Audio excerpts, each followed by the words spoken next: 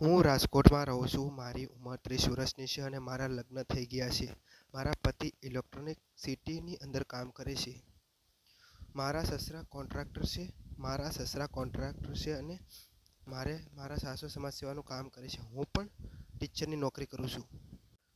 હવે અમારા ઘરમાં અમે બધા કામ કરીએ છીએ. આથી મારા સસરાએ ઘણા સમય પહેલા એક 50 વર્ષના બુઢા આદમીને ઘર ઉપર કામ માટે રાખ્યો હતો. તે ઘરનું બધું જ કામ કરતો હતો. અમે બધા પ્રેમથી તેને દાદુ કહેતા હતા.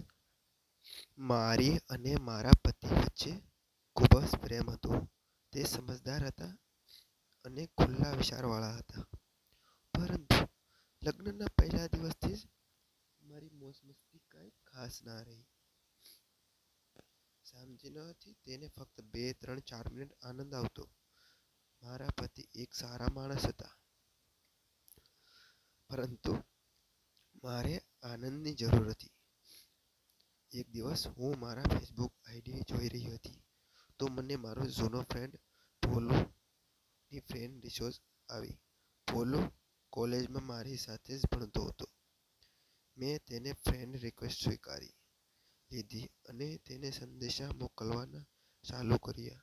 ચેટિંગ કરતી વખતે મને ખબર પડી કે તે હજી એકલો જ છે અને આ જ શહેરની અંદર રહે છે.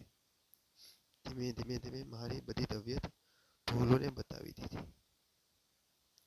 તો ભોલે કહ્યું કે અરે યાર, ઘણા સમયથી તમારી સાથે આનંદ કરવા માંગુ છું. તું ટેન્શન ના લે. આપણે બંને વચ્ચે ફક્ત દોસ્તીનો સંબંધ રહેશે. પછી એક દિવસ જ્યારે હું ઘરે એકલી હતી, તો મેં તેને ફોન કરીને ઘરે બોલાવ્યો. બધા જ કામ ઉપર જતા રહ્યા હતા. દાદુ પણ ઘરનું બધું કામ પૂરું કરીને જતા રહ્યા હતા. મેં ફોન કર્યા પછી 10 મિનિટમાં ભોલુ ઘરે આવી ગયો. મેં તેને મારા રૂમમાં બેસાડ્યો અને અમે બંને ખૂબ જ આનંદ કર્યો. આજે મને પેટ ભરીને આનંદ આવ્યો હતો. 2 દિવસ પછી દાદુ મારી પાસે આવ્યા અને મને કહ્યું કે દીકરી, આ ફોન જો, આની અંદર વિડીયો નથી ચાલી રહ્યો. મેં તેની પાસેથી ફોન લીધો અને જ્યારે મેં વિડીયો પ્લે કર્યો, તો મારી આંખો ફાટી ગઈ. કારણ કે તે વિડીયો હું અને ભોલુનો ખૂબ જ આનંદ કરતા હતા તેનો વિડીયો હતો. દાદુએ શૂટ કરેલો હતો. હું આંખે થરથર કાપવા લાગી.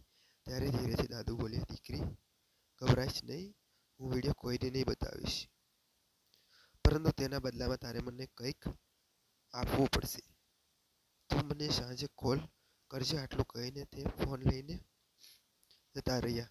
મેં રાત્રે દાદુને ફોન કર્યો અને કહ્યું, દાદુ, તમારે કેટલા પૈસા જોઈએ છે? તો દાદુએ કહ્યું, મારે પૈસા જોતા નથી. તો મેં કહ્યું, તો તમારે શું જોઈએ છે?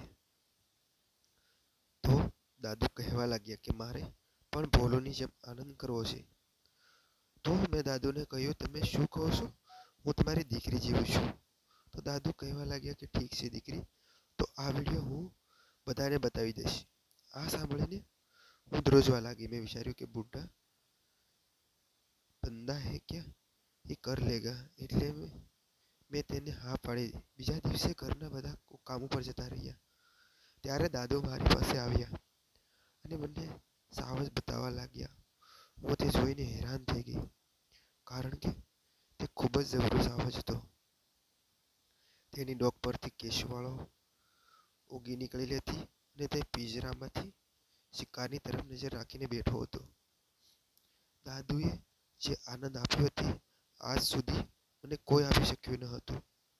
દાદા વૃદ્ધ હતા. તેની પાસે વર્ષો જૂનો અનુભવ હતો અને તે દરેક કરામત જાણતા હતા. મિત્રો, વિડીયો પસંદ આવ્યો હોય તો વિડીયોને લાઈક અને ચેનલને સબસ્ક્રાઈબ જરૂર કરજો. અને ફરી મળીશું આવતીકાલે એક વાર નવા વિડીયોમાં. ત્યાં સુધી આવજો મિત્રો. અને એ વિડીયો પૂરેપૂરો જોવા બદલ તમારો ખૂબ ખૂબ દિલથી ધન્યવાદ મિત્રો. Tata, bye bye. મળીશું કાલે.